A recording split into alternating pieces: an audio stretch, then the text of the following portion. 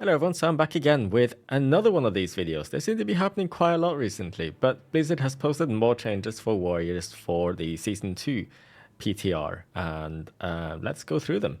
This time, Arms is the lucky one. Arms got buffed quite a lot here. So Mortal Strike buffed by 20%, Overpower 20%, Execute 20%, Slam 20%, Whirlwind 40%. Now, Whirlwind buff, that doesn't really matter because whenever you spec it to cleave, it replaces Whirlwind anyway. Slam damage is nice just so it keeps up with the rest of the buffs as well.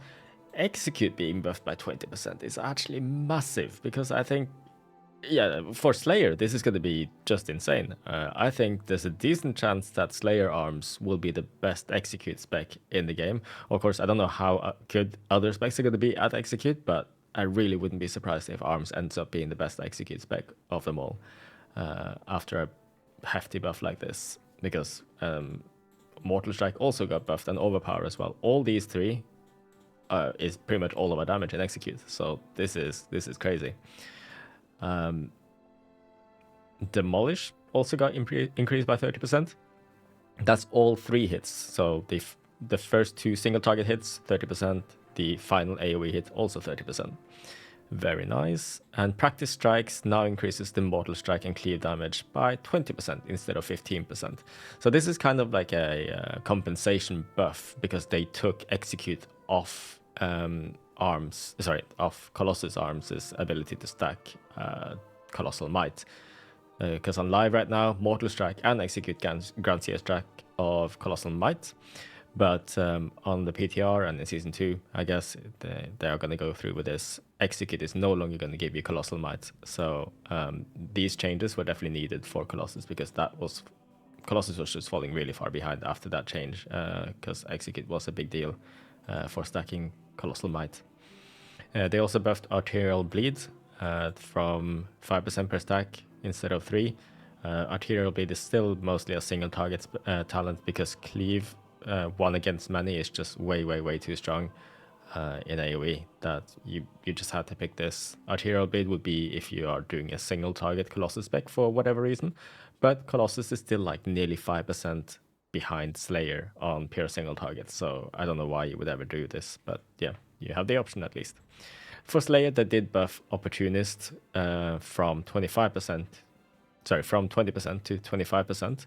I believe that in some cases will make Opportunist better than Fierce, whatever it's called, Fierce Follow Through. That's the one. But not a big difference. And Opportunist does take some micromanaging. You need to actually track it, so it's slightly harder to play. Adds more complexity. If the difference is very small, I would recommend just playing Fierce Follow Through instead of trying to min-max Opportunist. But yeah, these buffs are really big for Arms. They work out to be about 15, 16, 17%. I'm not sure exactly, but around that mark. And yes, that does mean that if you compare Arms and Fury in single targets, Arms will be better than Fury on pure single target. That means that Arms also will be well ahead on 2 target fights, by the way. So yeah, let's see how this ends up in Raid. They did also do some changes for Fury as well, some buffs for Fury, but they're kind of irrelevant. Whirlwind damage, you barely notice anyway, and you do use it when you play Slayer. But it's such a small part of your damage that buffing that by 30% isn't really going to do anything, really. But it's nice that they did it just so it doesn't fall too far behind again from the rest of our abilities. But yeah, this changes whatever. And Onslaught is the same. They might have buffed it by 30% in this patch note here, but they also buffed all of our basic abilities by like 40% in total at this point. So Onslaught isn't really keeping up. It was already behind, and it's only getting buffed. It's getting buffed by less than the rest of the abilities. So, you know, Onslaught is still bad. They said they buffed Thunderblast by 25%, but actually from the data mining, they did it in some really weird way where it ended up just being a 14% buff. I don't know what exactly they did. It sounds like some sort of spaghetti. I don't know. But they said 25%, but actually gave us 14%. So that kind of sucks. Hopefully they fix it so that it's actually a 25% increase. I'm happy that they did buff Thunderblast damage because, as I mentioned in the previous video, because they kept buffing our basic abilities and not Thunderblast, Thunderblast was falling behind and actually felt quite underwhelming and not that high priority. But with a 25 or 14% buff, that definitely does help that issue. They also decided to nerf the Strength of the Mountain hero talent that increases Bloodthirst and Rampage damage by 25% now instead of 30%. And I guess at this Thunderblast buff is supposed to like cancel out this, but I don't know how that works out in practice. I think it is pretty close, so not too sad about this one. And this buff should make us stronger in higher target counts as well, because Thunderblast is not hard capped, whereas Bloodthirst and Rampage are. And they also buffed Prots damage by a flat 20%, plus also Thunderblast by 10%. They did buff all tanks damage by about 15 to 20%, so all the other tanks also did get more damage, similar to this buff here. So this is really nice, and you might be thinking at this point, what's going to be best at what situation? Are we going to be playing Arms in Raid or Fury in Raid? And I think you'll just play whichever one suits the boss better. And if it's just a simple patchwork fight where there isn't much going on and you have good uptime or whatever, then Arms will probably going to be better. And especially if Execute is important, then Arms should outperform Fury in Execute as well. Although Fury's Execute isn't actually that bad, because Vicious Contempt is quite powerful, and Bloodthirst compared to now is a stronger button in Season 2 than it is in Season 1. So I did write some numbers somewhere. Here they are. So this is just my guess of how I feel right now. For single target, Arms Slayer is better than Fury Slayer. And for 5 targets, Thane Fury should be better than Arms Colossus. And for like mass AoE, then Arms Colossus should overtake Fury Thane. And the last one here is the single target damage that the M+ specs can do. So Arms does have an option to play Slayer with Juggernaut and Blunt Instruments and have really good single target damage and like acceptable AoE and cleave. If I was to put this spec here in this and this, for 5 and 10 targets plus, it would probably be last. It would be last. But yes, like if you did want to try and blast single target as Arms in M+, then this spec would be better. But Thane Fury is definitely going to be the main choice for single target in keys, I would say. So Thane Fury is like way better than Arms Colossus for single target in M+. So what do these numbers mean really? Like, what do I think is going to be played in M+? I'm not so sure about Raid because I didn't do that much Raid testing, so I don't know which specs are well suited for which bosses. I did see the second boss. I think the second boss is a 2-target fight, so I think Arms should have the advantage there with sweeping strikes. But anyway, I think not much will change from Season 1 in the sense that I think that Fury's single target and priority damage is so much better than Arms's that you will probably just prefer to play Fury most of the time, especially because Fury is more tanky than Arms as well. But if you are going for the biggest overall damage and the pulls are big, and there are dungeons where there are lots of dungeons where there are lots of big pulls in the new season, by the way. So in those dungeons, in those kind of dungeons, Arms will probably be doing more overall damage than Fury, but it will do considerably less single target, and it will be less tanky as well, and it will deal less priority damage. So even though it can do more overall damage, doesn't always mean that it is speeding up the key as much as someone who can do more single target or more priority damage. Because say it's always the case of if you have one big mob and like 10 trash mobs with it, and you kill off the trash mobs and the big mob is still on 50% health, then you still got to single target that mob down before you can move on. But if you had if you played Fury there instead, maybe that big mob at 50% health would then be dead by the time everything else died. You might have saved time, even though Fury did less damage than Arms on that pull, if that makes sense. Yeah, so that's my opinion. I think that's probably how it's going to play out, but we'll see. This is just my guess. So, moving on. This is how Arms' single target build is looking to be. And the class tree here is strange, right? So this is what happens when they just buff our basic abilities, rotational abilities, rather than everything else. So we picked up Two-Handed Spec, Cruel Strikes, Wild Strikes, and Armor to the Teeth. We maxed out those because those give us flat damage buffs. This one gives us crit and execute damage. This one gives us haste and auto attack speed, and this just gives us attack power.